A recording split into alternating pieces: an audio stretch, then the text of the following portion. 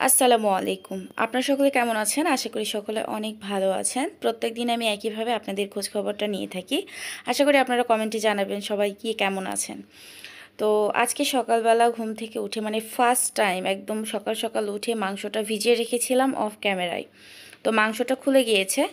তো আজকে রান্না করব এই মাংস একটু ভিন্ন ধরনের রান্না করব, রোস্ট ফ্লেভার নিয়ে আর কি। মাংসটা এমনি রান্না করব একটু বাটা মশলা দিয়ে, পেঁয়াজ টিয়াজ সবই আর কি বেটে দিব।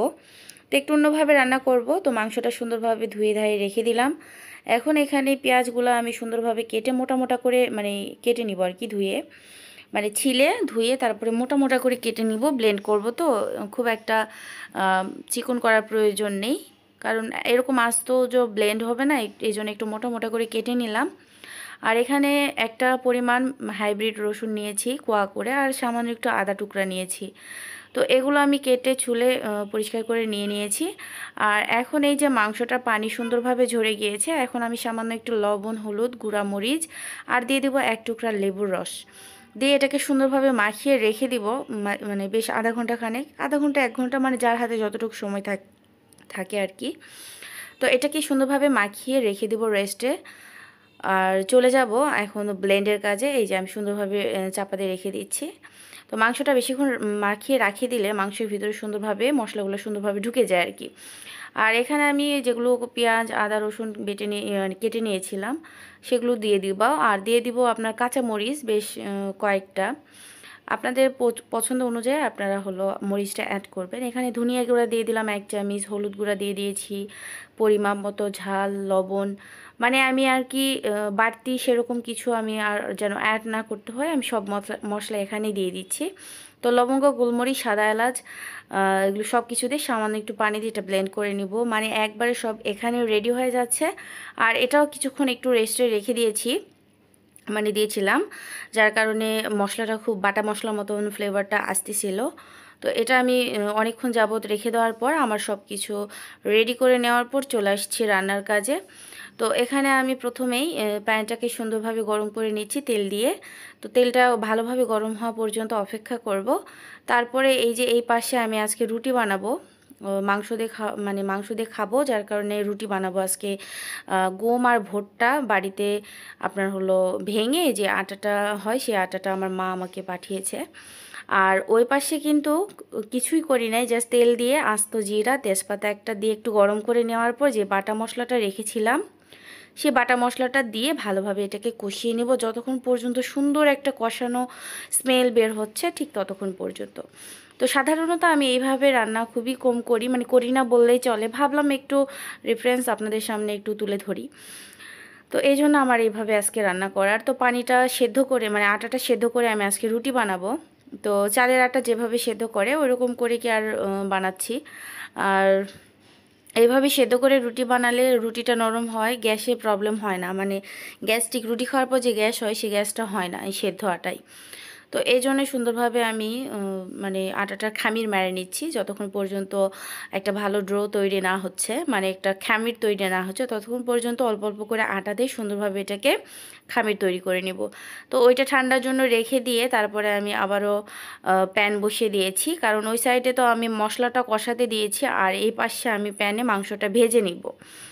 তো ওখানে মাংসটা ভাজলেও হয়তো, তো মানে মশলা কষাতে একটু বেশি টাইম লাগে। আর আমি তো অনেক সকালে মানে নাস্তার সঙ্গে মাংস রুটি খাবো, এই জন্য একটু তাড়াতাড়ি মানে হয়ে যেন যায়, সেই জন্য দুই পাশে আমি রান্নাটা করতেছি। আর আমি বরাবরই দুই পাশে রান্না করি, যারা আমার রেগুলারলি ভিডিও দেখে তারা অবশ্যই জানে যে আমি বসে থাকা মানে ধীরে ধীরে কাজ আমি একদমই পছন্দ করি না। তো এখানে অল্প একটু তেল দিয়ে ভালোভাবে এই যে মুরগির মাংস যেটা মাখিয়ে রেখেছিলাম সেই মাংসটা আমি সুন্দরভাবে এখানে দিয়ে দিই, নাড়াচাড়া দিয়ে এটাকে হালকা ব্রাউন করে ভেজে নিব।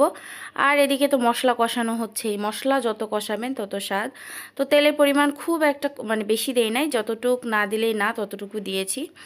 তো আমার যতটুকু প্রয়োজন মনে হয় আমি ততটুকুই মশলায় তেল মশলাটা অ্যাড করি মানে তরকারিতে।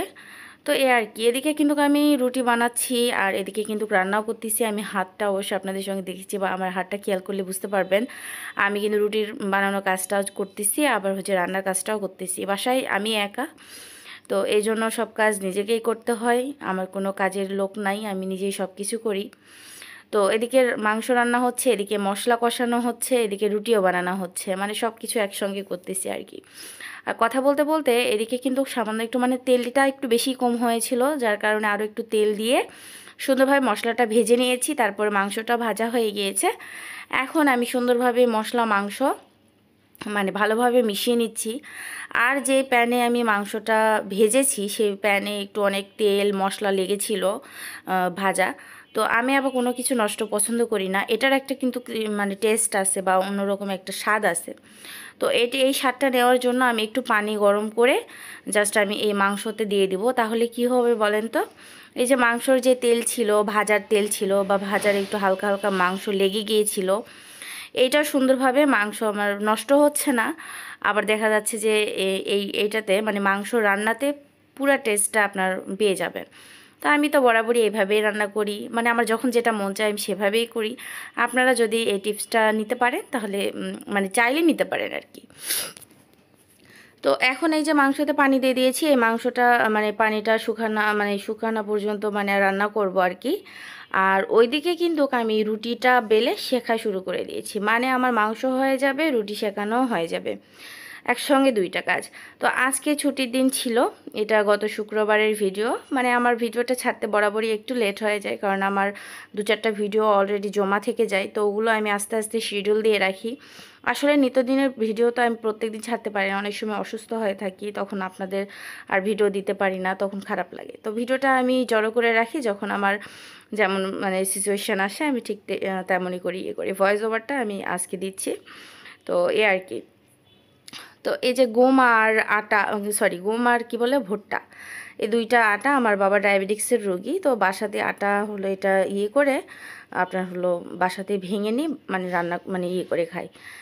তো এদিকে কিন্তু একটু ব্যালেন্সের জন্য সামান্য একটু চিনিটা অ্যাড করেছি। আর এখানে কিন্তু বাড়তি কোনো কিছু আমার দেওয়ার প্রয়োজন হয় না, জাস্ট একটু অল্প অল্প করে তেল অ্যাড করেছিলাম। তো এই আর কি। আর এদিকে কিন্তু রুটিগুলো খুব সুন্দর ফুলে ফুলে যাচ্ছে, খুব সুন্দর রুটিগুলো আজকে হচ্ছে। আর মাশাল্লাহ রান্নাটা আমার মোটামুটি কমপ্লিটের দিকে চলে আসছে, রুটিগুলো আমার শেখা হয়ে যাচ্ছে। তো আর কি করার, এখন ওই যে আপনার আর দুপুরে রান্না করব ইলিশ মাছ ভাজি, এটা আপনাদের সঙ্গে শেয়ার করব। যেহেতু সকালবেলা গরম গরম ইলিশ মাছ ছাড়া ভালো লাগে না, সকালে আমি ভাত করি নাই, যার কারণে আমি হলো ইলিশ মাছটা দুপুরে একদম গরম গরম রান্না করব। এই জন্য ইলিশ মাছটা আমি পরে রান্না করব। আর এই মাংস দিয়ে, মাংসের শিরা দিয়ে একটু আর কি খাবো আমরা। আর একটু হলো আপনার ওই যে দুপুরের জন্য, একটু বলতে দুপুরের জন্য অনেকটাই থেকে যাবে। তো এই যে আমার রান্নাটা মোটামুটি কমপ্লিটের দিকে চলে আসছে। এখানে সামান্য একটু পানি দিয়ে দিব হালকা একটু রসের জন্য, মানে একটু মাখো মাখো করব, যার কারণে অল্প একটু পানি দিয়ে দিলাম। মানে ওই পানিটা একদম শুকায়ে ফেলে তারপরে একটু পানি দিয়ে এটা নাড়াচাড়া করে নামিয়ে নিচ্ছি। গ্রেভিগুলো অনেক মানে ধর মানে ঘন হয়েছে আর কি, অনেক সুন্দর স্মেল বের হয়েছিল, মানে রোস্ট ফ্লেভার এরকম আর কি। তো যারা রোস্ট খেতে বেশি পছন্দ করে তারা এইভাবে রান্না করে মাংসটা খেতে পারেন, মানে রোস্ট মশলা ছাড়া একটা রোস্টের ফ্লেভার আসবে। তো এই যে সামান্য একটু জিরা গুঁড়া দিয়ে ভালো করে নাড়াচাড়া দিয়ে একদম চুলাটা বন্ধ করে দিয়েছি। মানে আমার রান্নাটা একদম কমপ্লিট সকালে। তারপরে চলে আসছি দুপুরে। তো ইলিশ মাছ ভাজা এইটার রেসিপি, ফুল রেসিপি আমার একটা ভিডিওতে আছে, যার কারণে আমি আর দিলাম না। জাস্ট লবণ হলুদ আর সামান্য একটু জিরা গুঁড়া দিয়ে সুন্দরভাবে মাছটা মেখে প্রায় 1 ঘন্টা খানিক রেখেছিলাম। মানে মাছটা মাখিয়ে রাখার পর আমি গোসলটা সেরে আসার পর তারপরে নামাজ শেষ করেছি, তারপরে মাছটা ভেজেছি। আসলে মাছ ভাজার পর একদমই ওয়েট করি নাই, যার সঙ্গে সঙ্গে খাবারটা মানে টেবিলে দিয়ে দিয়েছি, মানে খাবারটা খেয়ে নিয়েছি আর কি আমরা। আসলে ইলিশ মাছ গরম গরম না হলে ভালো লাগে না। আর আমি তো আগে মাছই খেতাম না, আমি এই মাছ ভাজিটি ফার্স্ট টাইম খাচ্ছি, প্রায় আমার 6-7 বছর যখন বয়স, তখন থেকে মানে বুদ্ধি হওয়ার পর থেকে আর আমি ইলিশ মাছটা ঘ্রাণ নিতে পারতাম না।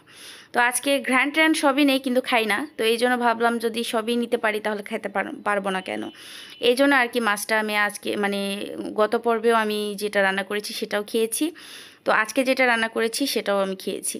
তো যাই হোক, কথা বলতে বলতে মাছটা আমার ভাজা হয়ে গিয়েছে, সব মাছ উঠিয়ে নিলাম। আর এর সঙ্গে কিন্তু পেঁয়াজ কাঁচা মরিচও আমি সুন্দরভাবে মাখিয়ে রেখে দিয়েছিলাম মাছের সঙ্গেই। তো ওই মাছটা ভাজিয়ে উঠে নেওয়ার পর আমি ওই পেঁয়াজ মরিচ ওইটা আমি সুন্দরভাবে এই তেলেই ভেজে নেব। আর আজকে আমি মাছ ভাজিটা করেছি সরিষার তেলে মাছ ভাজিটা, মানে ইলিশ মাছটা বেশি যায়, মানে একটু মানে সুন্দর লাগে বেশি।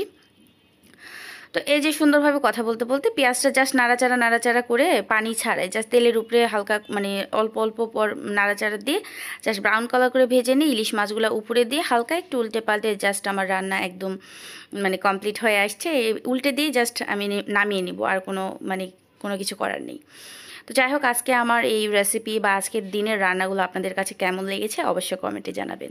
ফাইনাল লুকগুলো অবশ্যই আপনাদের সঙ্গে শেয়ার করব।